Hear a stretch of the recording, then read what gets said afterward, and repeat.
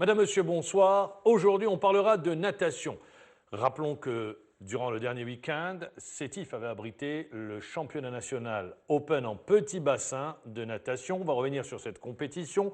Et puis également, on est à 6 mois, 6 mois des Jeux Olympiques que va abriter le Brésil et plus précisément la ville de Rio. Pour parler de natation aujourd'hui, le directeur technique national, Brahim Asloum, bonsoir. Bonsoir. Merci d'être avec nous. Abdou Serwani, journaliste à Planète Sport, bonsoir. Bonsoir, maman. Brahim Asloum, que retenir de ce dernier championnat national Open en petit bassin? Confirmation des noms ou des valeurs sûres de la natation. Est-ce qu'il y a également de nouveaux visages ou de nouveaux athlètes qui aujourd'hui sont en train d'émerger au niveau de la natation algérienne? Oui, écoutez, merci. Merci en tout cas de pouvoir nous donner l'occasion de parler de la natation. Donc au niveau des championnats nationaux Open de Sétif, ce qu'il y a à retenir, c'est au niveau de la qualité des performances. Il y a eu des chronos intéressants. Oui, il y a eu des records déjà. Des records en bassin de 25 mètres, il y a eu des records. Ça a été réalisé par Sahnoun. Une valeur sûre. Une valeur sûre qui est en préparation en France de la nageuse Méliah Hamel, aux 50 nages libres. Donc aussi également, qui s'entraînent également dans un club en France et qui sont dans des. Donc les deux sont donc licenciés au niveau au club GSP. Donc ça c'est à retenir. Ces deux nageurs donc il y a eu des records, des belles performances. En termes donc de qualité, donc c'est le point marquant de ces championnats. Au niveau des jeunes talents, donc, ils sont quand même identifiés. Actuellement, ceux qui participent au championnat national Open sont connus, ils ont confirmé, ils sont en train de bousculer un peu la hiérarchie de la natation algérienne. Ceux qui arrivent, les Balaman, les Arjoun, les Améziennes, les Medjahed en filles, il y a aussi Hendrich, il y a Chouchard qui a fait aussi une excellente performance aux 1500 mètres. Donc pour ne citer que cela, il y a une population de jeunes nageurs qui arrive assez intéressante. Population de jeunes nageurs qui arrivent. On est également, je l'ai dit au tout début, à 7 mois, puisqu'on est au 1er février, donc 6 mois, des Jeux Olympiques. Oui. Les minima s'arrêtent au mois de juillet. Exact. Voilà. Alors, est-ce qu'aujourd'hui, combien d'athlètes ont réalisé les minima? Oussama? Alors, il est toujours important de préciser, parce qu'il y a deux types de minima, les minima A et les minima B. Alors, Oussama a réalisé... Les minima B, ça concerne les athlètes plus jeunes. Non, pas du tout. Pardon, alors allez-y. Pas du tout. Non, les minima A, en fait, quand un athlète fait un minima A, il est qualifié automatiquement. Et le minima B? Le minima B, il rentre dans un quota. Donc, c'est pas encore sûr, si vous voulez. C'est pas encore sûr. Alors, sur les minima A? On n'en a aucun. Minima B, Oussama. On a Oussama, et je tiens quand même à souligner que Majda a fait aussi le minima. Chez Baraka. Chez Baraka, parce que les Jeux africains au Congo-Brazzaville sont reconnus par la FINA pour la réalisation de minima. Elle a fait le minima aux 200 mètres nage libre. Elle l'a réalisé. Donc, Et dans la perspective des JO, vous espérez d'ici le mois de juillet à peu près avoir combien d'athlètes? Écoutez, sans être trop optimiste, trop gourmand, on va dire ça comme ça. En ce moment, les athlètes sont très motivés. Donc, je fais référence des nageuses qui sont données, des nageurs et nageuses qui sont donnés les moyens. Je pense à Sherwati Soad. Je pense Elle est aux États-Unis. Je pense, et c'est vraiment leur objectif. Je pense à Nefsi Rania, qui est au Canada. Je pense à Belkhouja Nazim, qui est en France. C'est des athlètes qui étaient en Algérie, qui nageaient, qui s'entraînent à nager, qui se sont dit, si on veut réussir, il faut peut-être aller sous d'autres cieux et se donner les moyens. Je reviendrai à cette question, justement. Donc, je pense à ces nageuses, je pense à Méliah Hamel aussi, donc on est là, je viens de vous en citer pratiquement 4. Donc qui ont le potentiel pour aller chercher un minima pour les un minima B. Et là aussi, ça me donne l'occasion, Sahnoun Oussama, dans l'état d'esprit qu'il est en ce moment, il vise le minima A aux 50 mètres nage libre. J'ai eu une discussion avec lui. Son objectif, il veut vraiment rentrer par la grande porte, et là, il axe tous ses efforts pour minima A aux 50 mètres nage libre. Et je pense que c'est dans ses moyens. C'est tout le mal qu'on lui souhaite. Abdou Serwani. Moi, j'ai quitté Sétif samedi en fin d'après-midi, très rassuré par rapport à la natation, je vous le dis très franchement. Pourquoi? D'abord, ça appelle à une question, à M. Asloum. Un 100 mètres nage libre en 48, ça fait quand même pas mal de temps qu'on n'a pas vu ça en Algérie. on a, je pense pas, pratiquement jamais vu ça. En Ouais, 48, tout jamais à vu fait. ça. Oui, oui, oui. Voilà. Non, il confirme. Hein, ça, c'est la performance de Sahnoun, oui, il confirme. Ça, Effectivement. Mais des nageurs aussi, il y a maintenant, c'est au niveau de la densité, des nageurs qui tournent autour de 50 secondes. Bon, c'est des moyennes qu'on donne, des 50, 51. C'est au niveau de la densité que c'est intéressant également, 100 mètres nage libre. C'est vrai qu'il y a le leader devant, mais il y a derrière, il y a pas mal de nageurs qui font de belles eh performances. bien, ça me rassure encore plus, Mahmoud Djibour. Et puis, une autre question. Oui. Alors, l'autre question, c'est la plus importante. Vous avez parlé de Mejda Chebaraka, qui a bénéficié d'une aide, d'une bourse l'année dernière. C'était la seule nageuse, alors qu'aujourd'hui, il y a de la visibilité. Il y a de la visibilité. Mejda Chebaraka, ni aucun nageur n'a bénéficié de l'aide et du soutien, justement, pour aller chercher ces minima. Pour les JO 2016, bien évidemment, à Rio. Mais j'ai vu également un gros potentiel pour 2020. Il ne faut pas se le cacher. Est-ce que ce potentiel pour 2020 peut être conservé et comment? Alors sur les bourses, premièrement, les bourses. Bon, les bourses, moi, bon, il faut que je rappelle, si je réactualise les choses. Moi, je suis revenu à la fête. Vous êtes revenu depuis pratiquement le 15 un mois. novembre. Le 15 novembre. Ouais. 15 novembre. C'est-à-dire que 2 mois et quelques, jour quoi. pour jour, c'est 3 mois. Parce qu'on est 3 le mois. 15. On est le 1. Donc, j'ai hérité un peu d'une situation. Il y a eu effectivement des aides, on peut les appeler des bourses, des aides à la préparation, ça dépend la terminologie. C'était du ministère de la Jeunesse et des Sur Sports. proposition de la fédération. Sur proposition. Bien Et là sûr. maintenant, il n'y a plus de bourse. C'est pas qu'il n'y a pas de bourse, Il y a des plus procédures. d'aide. Il y a des procédures qui sont un peu plus longues. Par exemple, Majda, il faut quand même, c'est de l'argent public, donc l'argent qui a été dépensé doit être justifié, il faut rendre des comptes, etc. Donc on devrait être plus efficace. Moi aussi, je dis, il faut aider. Et en parallèle, peut-être, dans le fond, il faut les aider. Dans la forme, il faudrait peut-être voir tous les mécanismes pour justement justifier. Mais il y a l'urgence de l'objectif. Donc, c'est ce que je défends comme argument. Le comité olympique ne vous a pas accompagné?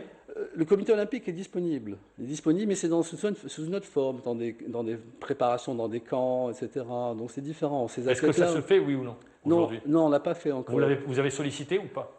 On l'a sollicité, ils nous ont laissé entendre que c'était possible de les aider, mais dans des centres de préparation. C'est-à-dire qu'il faudrait les placer dans des centres de préparation reconnus par les CIO. Alors, Est-ce que je dois comprendre que ces athlètes algériens de l'élite nationale de natation sont en train de se battre avec leurs moyens propres?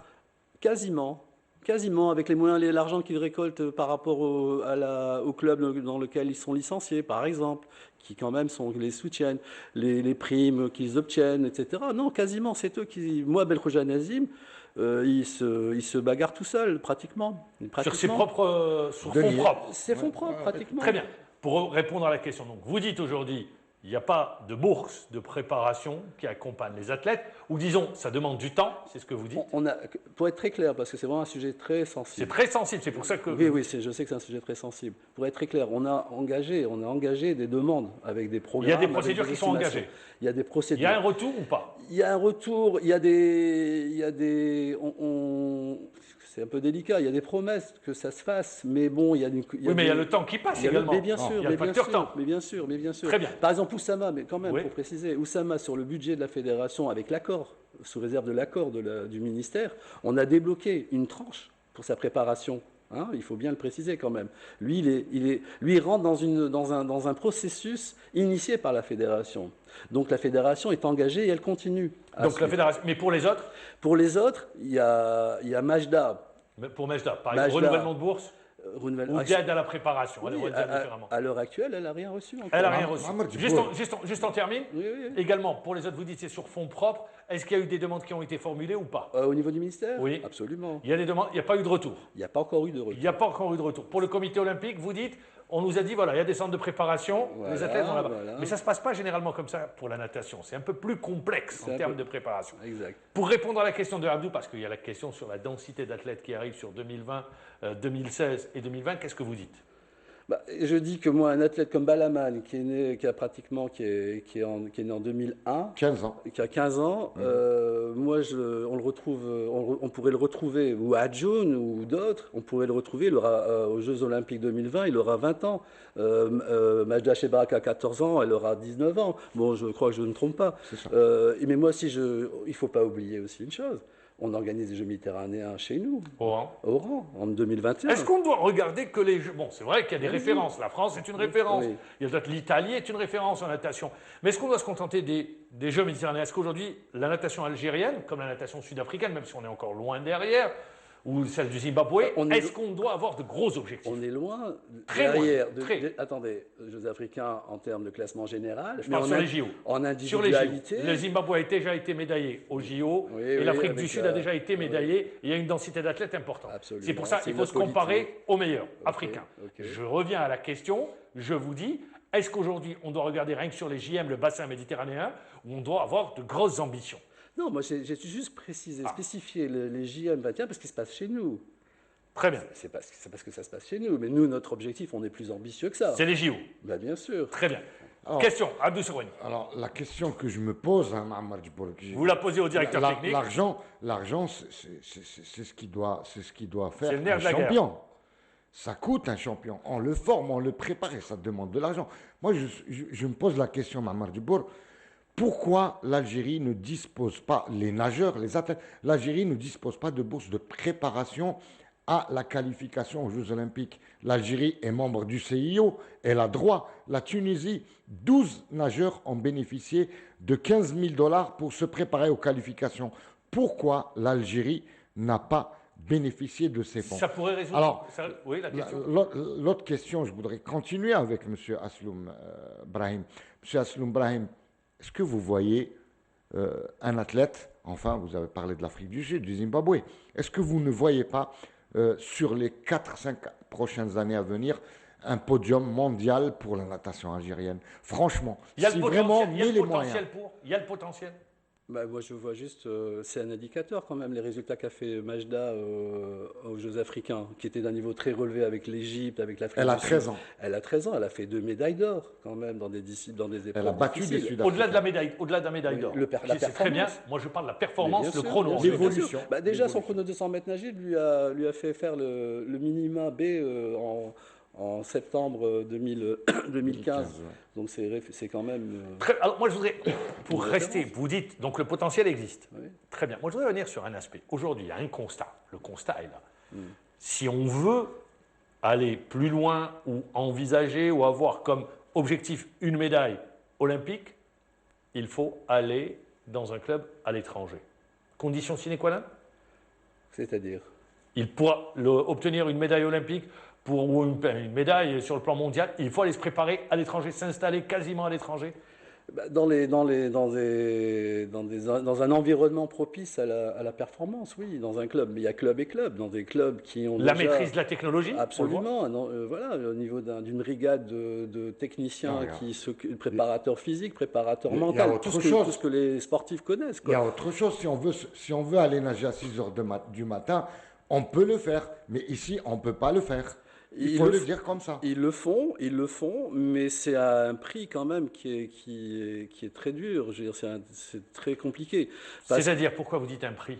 Non, c'est un prix, je veux dire, ça demande des conditions, c'est vraiment très spécifique, c'est-à-dire qu'il y a des entraîneurs qui entraînent, qui vont à 5 heures du matin, qui Oui. entraînent leurs nageurs, et tout de suite, hein, ça transparaît au niveau des résultats, il y a tout de suite, parce que ils arrivent à réaliser un volume de nage, etc., et tout de suite, automatiquement, ça se répercute au niveau de la performance. En Chez Algérie nous, en Algérie, ils le font, ils le font. Mais c'est Aujourd'hui, l'initiative. aujourd'hui, si je dis qu'il y a des problèmes pour s'entraîner, c'est dépassé. Il y a Pour moins- l'élite nationale. Mais oui, il y a moins de problèmes. Il y a moins de problèmes. Quand vous dites il y a beaucoup moins, de ça veut dire qu'il problèmes. en existe encore? On en aura toujours des problèmes. Piscine fermée, non, c'est fini. Non, ça va. Maintenant, on n'est jamais à l'abri d'un aléa au niveau des piscines. Mais c'est plus comme une époque. C'est vraiment moins. Il y a par exemple au Saint-Juillet, il y a le bassin extérieur est opérationnel à l'année. Ça, c'est important. Ça n'existait pas. Maintenant, les nageurs. Maintenant, ils pourraient mieux l'exploiter parce que je vois ce bassin, il est souvent vide. Moi, je voudrais revenir. Donc, vous dites aujourd'hui, c'est beaucoup mieux que par le passé sur le matériel, quand je dis le matériel, ou les conditions de travail. Absolument. Pourquoi est-ce que le pôle excellence, est-ce que vous dites on doit avoir un pôle excellence? Chez nous, Oui. ça serait l'idéal. Vous ne l'avez pas encore? On l'a pas, Vous on a un pensez pas centre. le créer? Ça serait Est-ce que un c'est objectif. Est-ce que c'est une réflexion ou pas qui est engagée? Oui, parce que maintenant, on est dans une position beaucoup plus confortable parce qu'on a le centre de préparation Sudania, qui a une piscine, la piscine est pratiquement à disposition Des athlètes. des athlètes, de la fédération. Bon, il y a des ajustements encore à faire. L'athlète, quand il ne nage pas, il ne fait pas une préparation que dans l'eau, il fait une préparation aussi à sec, donc il faudrait des équipements de matériel de musculation, etc. Il y a aussi des équipements de récupération, des équipements de récupération. Vous les avez C'est ou un pas? ensemble. Non, on les a pas. Vous les avez pas? On les a pas. C'est dans les projets, c'est au niveau des responsables. Oui, mais de le projet Sudania. n'attend pas. Oui, On mais peut pas. bien sûr. Le temps Mais et je suis le temps. d'accord, je suis d'accord. Moi, aussitôt arrivé, j'ai fait un peu état des lieux. Si je veux faire une préparation, j'en ai fait un premier stage en novembre, décembre, plutôt les vacances de décembre, les vacances scolaires de décembre. Nous avons organisé un stage. Ça s'est bien passé, mais il y avait quand même le bémol, c'était l'absence d'une salle de musculation. Pour rester, si Abdou Serwani me Oui, permet. allez-y. Parce que vous dites quelque chose de très important. Les athlètes, quel âge ils ont? En moyenne, Oui. ils se sont considérablement rajeunis. Hein. Collégiens, Oui. lycéens. Oui, Ouais. voilà. Est-ce qu'avec l'éducation nationale, il y a des facilités ou pas? Bah, il y a le lycée sportif. D'accord, le lycée sportif. Et pour ceux qui sont au lycée sportif, Oui. d'accord, ou au collège également, Surtout le lycée sportif. surtout Moi, le lycée moi, sportif. moi, Là, je vous ne l'ai posez pas vu. Hein. Et dès que vous dépassez le lycée sportif, Bah, le lycée sportif, après, c'est. Bon, ceux qui pour sont. ceux qui ne sont pas à l'ISTS, Oui, après, quand ils sont universitaires. Il y a ça pose des problèmes? ça pose toujours des problèmes. D'arriver à combiner les. La pratique du haut niveau avec les études, c'est incompatible aujourd'hui. C'est souvent difficile. Oui. Non, c'est pas incompatible. C'est un exercice quotidien de comment aménager Jongler ses avec les horaires, jongler, etc. Très bien. Par contre, voilà, il y a des athlètes qui sont comme Adjo n'est pas au lycée sportif, il est dans un lycée Et ordinaire. comment vous faites? Comment on fait? Il s'absente et c'est compliqué. Il Ça prend du reste très retard. compliqué. Mais bien sûr, ça se répercute sur Là, c'est vraiment par exemple le championnat national. Je reviens sur le championnat national. En termes de présence d'athlètes, en termes d'effectifs, c'est un peu le hiatus. Un peu. Il n'y avait pas assez en termes d'effectifs, il n'y avait pas suffisamment d'athlètes. Une des raisons était que c'est en pleine période scolaire. Après, il y a les parents qui. Est-ce que vous ne dites pas il serait temps d'avoir une réflexion sur cette question pour pouvoir permettre aux enfants de jongler avec les deux le plus normalement du monde, entre les études et la compétition de haut niveau? Oui, mais là, ça sort un peu du cadre de notre intervention. C'est pas vous, je le dis aujourd'hui, c'est les deux structures, ministère de la Oui. Jeunesse, ministère de Ça a l'Éducation. été fait à travers le lycée sportif, à travers l'ISCS, c'était un peu cette Ça intention. reste insuffisant. Mais bien sûr que ça reste insuffisant. Il Il y a des lycées sportifs, des lycées régionaux sportifs. Oui, je sais, et également au niveau régional. Alors, votre question, Abdou Serwani. Alors là aussi, il faut se poser la question sur l'utilité de l'école des sports olympiques de Sétif. À quoi elle sert? C'était l'objectif justement, Mamad Djibour. C'est de préparer ces jeunes athlètes avec la proximité. À Sétif, j'ai vu des gens, des parents avec leurs enfants aller les emmener à l'école à 200-300 km pour revenir faire la compétition. Ça a une réalité. Je reviens au championnat d'Algérie. J'ai été surpris par le NRDI, le GS pétrolier. C'est une grosse équipe, on peut dire que c'est même une sélection, il n'y a pas de souci, le GSP gagne tout et partout.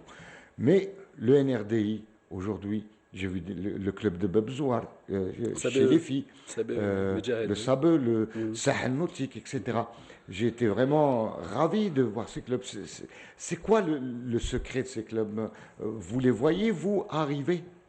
Le secret de ces clubs, la qualité de l'encadrement, le sérieux, L'engagement le des travail, dirigeants. le sérieux, l'engagement des dirigeants. C'est un petit club, mais ils sont encore animés de plein de bonne volonté. Puis la qualité de l'encadrement technique. Il ne faut pas aussi occulter la participation des parents. Les parents, on est dans une situation, c'est une réalité. Où les parents font beaucoup. Vous avez cité énormément. les athlètes de haut niveau qui, sur fonds propres, se préparent à l'étranger, mais également pour ceux qui sont ici, en absolument. Algérie, les parents prennent tout en charge. Ah oui, Ils ne prennent pas tout en charge, mais ils contribuent énormément. Ils s'impliquent énormément Je peux vous dire qu'ils en prennent termes tout de Je temps. peux citer le petit Balaman à un moment donné Oui, où les je piscines sais. étaient fermées. Oui. C'était les Ils parents. prenaient, Voilà. ils louaient même sur ses fonds, Très ils bien. louaient le couloir. Non, je suis au courant. En 1997, un nageur coûtait à sa famille, un nageur de bon niveau en équipe nationale, coûtait à ses parents 15 000 dinars par mois.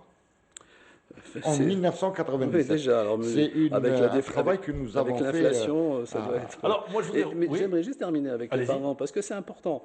Là, c'est vrai, Laman Monsef, si on prend cet exemple, si on retient cet exemple, ce qu'il a pu réaliser, c'est effectivement grâce l'entraîneur, le club, etc., un certain nombre de parents. Il a mis toutes les conditions pour Voilà. que son petit puisse réussir. et Mais le parent. il y a beaucoup de parents qui font ça. Oui, C'est oui, un il y a groupe. Choucha, mais ce que moi je sais, c'est que ce que je sais par expérience, c'est que plus l'athlète va progresser, plus les exigences vont augmenter, et à ce moment-là, le parent, il risque de s'essouffler. Alors, Et c'est justement, là la où question. le pouvoir public doit être là. La question. Vous venez de toucher du doigt la conclusion. Plus l'athlète, les performances vont être là, plus l'exigence va être, elle sera présente, Absolument. elle sera nécessaire. À ce moment-là, justement, cette ligne-là, quand on passe sur le sport de très haut niveau, est-ce qu'il est possible de continuer ici en Algérie où inéluctablement vous êtes obligé d'aller à l'étranger? Oui, je vais vous donner un exemple pour être concret. Rien que parce que dans la préparation d'un athlète de haut niveau, il y a la préparation spécifique, et il y a aussi autour de la préparation les départs, ce qu'on appelle les départs, la participation. C'est un facteur clé dans la progression de l'athlète. C'est-à-dire qu'il doit faire le maximum de départs, bien ciblés, etc. Mais il doit faire des départs, participer à des meetings.